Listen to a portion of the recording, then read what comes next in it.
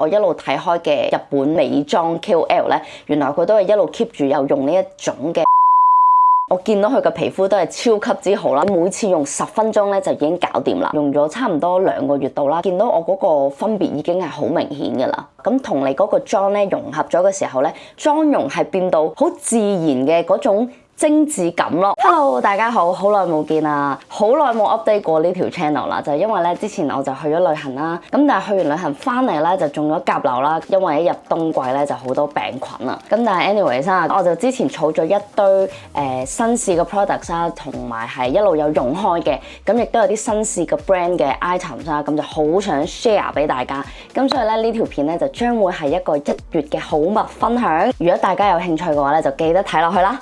咁因為咧而家就入咗秋冬啦，咁我諗大家喺皮膚上面嘅 concern 咧就會開始多啦。咁咧有一隻護膚油咧，我就係一路有用開嘅，就係呢一支 Dr. Wu 嘅國山玫瑰果復活精華油喎。其實我試過市面上好多唔同嘅護膚油啦，咁有啲咧就我嫌佢嗰個質地太厚實啊，出門口化妝嘅時候咧，佢就好容易咧同我個妝唔貼啦，好快就會浮粉啦。佢嗰個質地咧係比較輕透啲嘅，大家可以睇下，其實佢嗰個流動性係非常之高啦。靚開嘅時候咧，其實佢都係有油潤感喺度。佢入邊就加咗呢個植萃角鯊啦、玫瑰果油啦、琉璃巨油、摩洛哥堅果油同埋黑朴美金棗精水嘅。咁佢呢一個咧就係植萃性嘅角鯊啦，咁就喺橄欖度提煉出嚟嘅。呢一個咧都係對 vegan 非常之友好嘅。咁佢入邊咧就再加埋呢個嘅琉璃巨油啦，同埋摩洛哥堅果油咧，咁就再令到嗰個油潤度係提升咗嘅。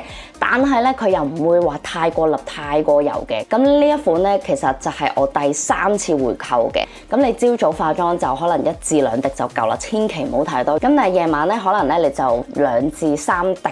咁就 depends on 你個肌膚嘅情況啦，一路 keep 住用嘅時候咧，呢個冬天其實都冇話甩個皮啊，或者係轉季嘅時候都冇特別乾啊敏感嘅情況出現啦。咁佢都同我嘅護膚品啊、化妝品咧融合度係非常之高嘅。咁點解又要買細支啲咧？就係你知道一支精油咧，其實係唔可以用太耐噶嘛。咁就係一個冬天，如果唔係嘅話咧，你放到下一年咧，其實佢就會壞咗啦。咁所以我就 prefer 大家買15 ml 嘅話咧，就會適合一個冬天咯。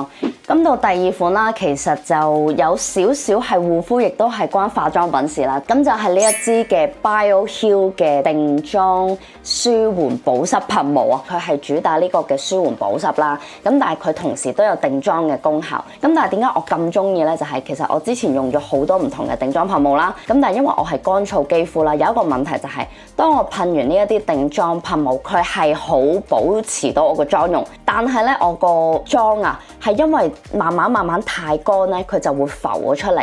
咁但係咧，你知道佢 set 死咗噶嘛？咁之後你後續再 keep 住補妝上去咧，就會越嚟越樣衰咯。咁直至我遇到佢啦，我就發現佢真係對於我哋呢啲乾燥皮膚嘅恩物啊，定妝恩物。因為咧佢入邊咧就係加入咗呢一個嘅乳霜啦，之後同埋佢嗰一啲保濕嘅精華積雪草水啦，你搖勻之後噴出嚟用嘅。咁呢一個咧佢就可以補埋我哋嗰個油分啦，就達至呢個嘅水油平衡嘅。咁我通常點樣用咧？我咧就建議大家化咗個底妝，你就噴一陣。等佢乾咗之後咧，你就再上呢個嘅粉餅或者碎粉去定呢個妝嘅。咁同你嗰個妝咧融合咗嘅時候咧，佢就會變到一個奶油肌水光肌嘅感覺，令到你個妝容係變到好自然嘅嗰種精緻感咯。我唔知大家明唔明啦。總之就有一種 bling bling，但係令到你又唔覺得需要補妝嘅情況咯。另外一樣嘢我係好欣賞咧，就係佢嗰個噴頭，俾大家睇下。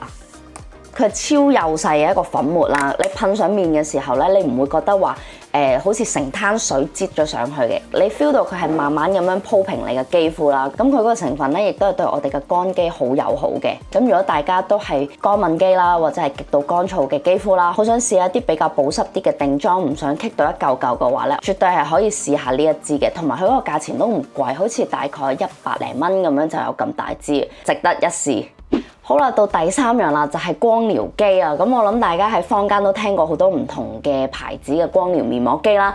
而我最近咧都終於入咗坑啦。咁咧同大家科普下光療面膜機係咩嚟㗎啦？佢就係利用 LED 唔同嘅光波長咧，就去針對翻我哋唔同嘅皮膚問題啦。例如咧就係快速修復過敏啦、泛紅啊、抗衰老啊、祛痘啊或者美白等等嘅。自己咧都比較完一輪啦，最終咧我就揀咗呢一個 Current Body Skin 嘅 LED Multi Light Mask 啊。咁點解我會揀佢咧？首先有個原因咧，就係快好緊要啦。咁因為我平時有好多嘢要做啦，又要湊女去搞呢樣嗰樣啦。第二咧就係懶啦。咁如果一個療程啦要搞好耐嗰個，絕對係唔諗嘅。咁但係咧，佢呢一部超級好就係你每次用10分鐘咧就已經搞掂啦。咁佢呢一部最新嘅話咧，你見到佢有好多唔同嘅 LED 燈燈喺度啦。咁呢一部機咧就有5個毛啦，同埋6種臨床認證嘅 LED 波長，所以咧其實佢嗰個性價比係超級高嘅。一部機咧就已經可以做到呢個嘅美白啦、抗衰老啦、祛痘啦、舒緩啦，同埋一個叫做綜合模式咁樣嘅。咁另外佢都通過咗呢個 FDA 同埋 Theranos 嘅認證啦，咁佢就更加安全啦，同埋我哋都用得更加放心啦。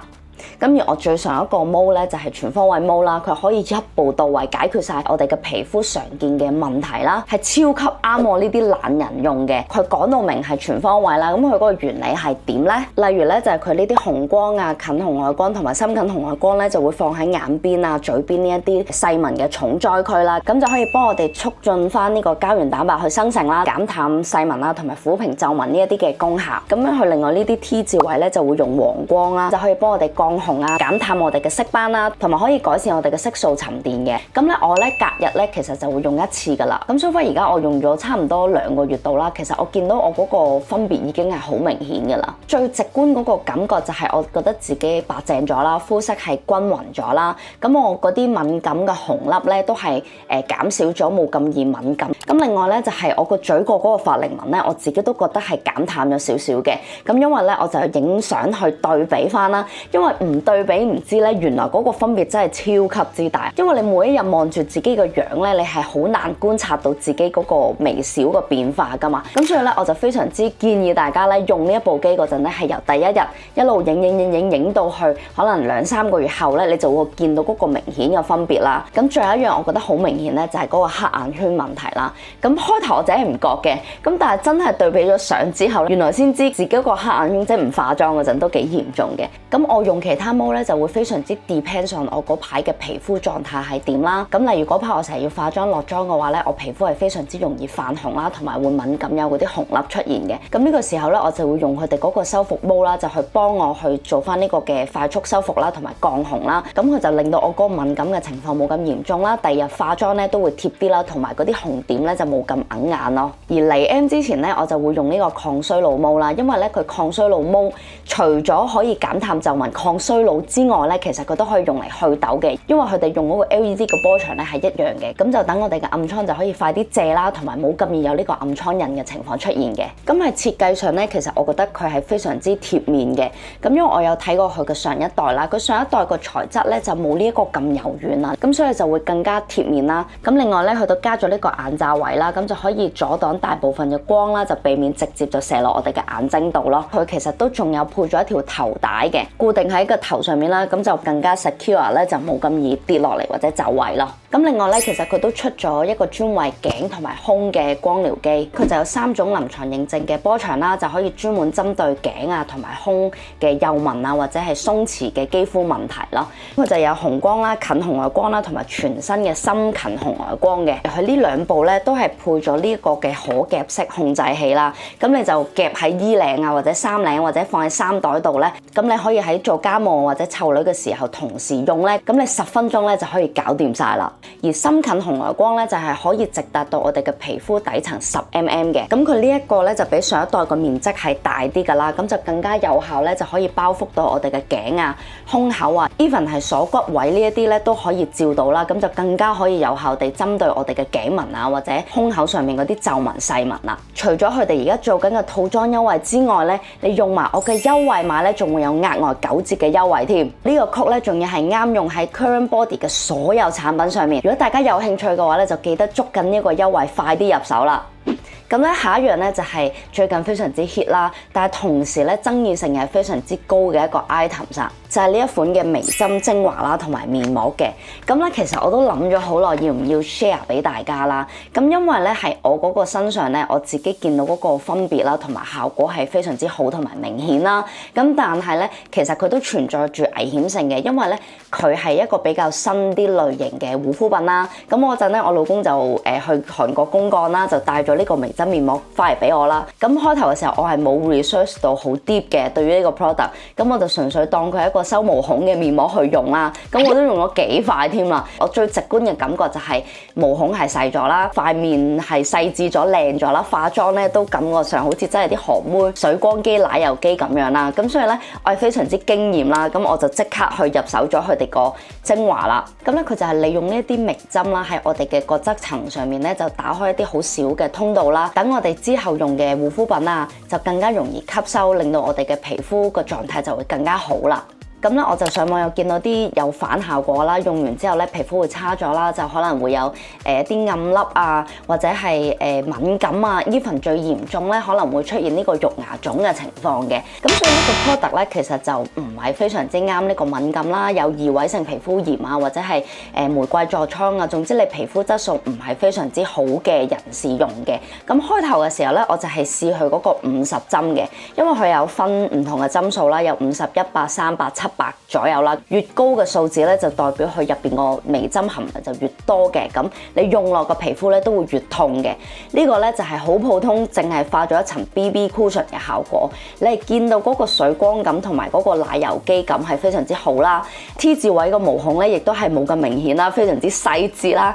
咁所以咧暫時嚟講咧，我真係好中意用咯，咁我亦都冇見到啲好唔好嘅效果喺我身上出現嘅，咁所以咧，我覺得呢一個 product 咧係真係非常之 depends on 每個人唔同嘅膚質咯。咁後尾咧，我都發現咗我一路睇開嘅日本美妝 KOL 咧，原來佢都係一路 keep 住有用呢一種嘅微針精華啦。我見到佢嘅皮膚都係超級之好啦，所以咧我就覺得可以再俾多一段時間佢試下咯。咁但係咧，我係強烈建議唔好好似我咁一嚟就打上面啦，就用咗喺呢啲椅背啊，或者係啲手一啲內側嘅比較脆弱啲嘅皮膚去試下會唔會有好嚴重嘅敏感問題啦，紅啊，或者係不適痕癢咁樣嘅。如果有嘅話咧，咁我都唔建議大家直接用上面啦。同埋咧，就千祈唔好一嚟咧就用一啲好高嘅針數。咁雖然佢建議咧就每日用嘅，但其實我都唔會每日用嘅，可能我2至3日咧，我先會接一噴咯，因為佢話係3至5日先會排出啊嘛，咁我就會覺得，咁佢3至5日先排出，咁佢呢3日都會喺度啦，咁我啲皮膚應該都 suppose 係吸收到嘅，咁所以我大概就2至3日咧，我先會用一次嘅。咁咧，其實你話我係咪推介咧？我唔敢講啊，因為咧呢一個始終都係有風險性啦。你當真係我一個分享，我分享咗我最近用咗一啲咩嘅 product， 然後呢一個咧就係當係一個 feedback 或者一個包膠咁樣話俾大家聽啦。唉，講到聲都沙埋，因為本身都仲病緊，有少少走音啊！真係去到最後一件 product 啦，其實唔係 product 嚟嘅，係我前排見到 Fred 講緊一個袋啦，咁就係話周濟必買嘅手信啦。咁我一睇咧就係袋啊，我最中意嘅袋啊！點解我會買咧？就係因為咧，我見到其實佢有好多唔同嘅款啦，咁咧亦都係一啲好 casual、好容易襯衫嘅一個款嚟嘅。如果大家有留意開我 IG 嘅話咧，都會成日見到我孭住呢一隻銀色嘅袋嘅。之後咧，我就真係太中意呢個袋啦，我就再入手一隻紅色嘅。咁呢一個咧就係有少少尼龍嘅質地啦。呢兩款嘅質地係唔同嘅，呢個軟身少少啦，呢個就挺身少少嘅。咁其實佢哋個容量咧係非常之大啦，但係咧佢哋個間隔亦都係非常之簡單啦，就得一個拉鏈袋仔同埋一個暗格袋咧，就係咁噶啦。咁佢咧可以裝到嘅嘢係非常之多。電話啦、紙巾啦、我部相機仔啦、鎖匙啊、化妝品啊、唇膏啊，乜嘢都可以放到落去嘅。我連我個女嘅水樽啦、一支茶啦，都係可以攝到落去嘅。所以咧係唔需要擔心佢個容量啦。咁紅色呢一款都係啦，就係咁要俾大家睇下個間隔，就得一個袋仔咁樣嘅啫。咁之後咧，佢嗰個底咧都係有加塊木板啦。咁所以咧，你加到啲好重嘅嘢咧，佢都係唔會墜落去，而有個形挺住喺度咯。咁佢嗰個價錢咧咧，大概好似係400蚊至600蚊不等，係 depend 上佢個款啦，同埋 size 啦，咁亦都係 depend 上究竟你係喺濟州買啊，定係還是係透過啲代購買翻嚟嘅。佢官網都有得直接買嘅，但係咧佢就會計咗嗰個運費啦，就會貴咗嘅。我都係燒咗幾個朋友去買，因為佢作為日常袋嚟講咧，係唔係非常之貴啦。幾百蚊咧，咁就可以做日常襯下衫啊，之後又比較低調 casual 咯。咁啊，大家就可以自行上佢哋個官網去睇翻唔同嘅顏色啦，或者款啦。我知道佢哋最近咧就新出咗幾款嘅，我都留意緊，我考慮緊要唔要入手多隻，但係因為我已經有2隻啦，所以咧我就再考慮下先啦。好啦，咁今日就係咁多啦。如果大家咧都有用過我啱先推介過嘅 product 或者有興趣嘅話咧，都不妨喺下邊 comment 俾大家睇下，你用佢嘅時候有啲咩感想啊，有咩 comment 啊，有咩感受啊，咁你都可以 share 俾大家嘅。或者係咧，你有啲咩 product 咧想推介我或者燒下我嘅咧，都可以喺樓下 comment。我試完之後咧，我就可以開另外一個2月或者3月嘅好物分享推介，咁樣就 share 俾大家啦。咁希望大家都會中意呢條片啦，就記得 like、share 同埋 comment 支持下我啦。好啦，今日就係咁多啦，多謝大家，拜拜。唉，飲都走埋啦。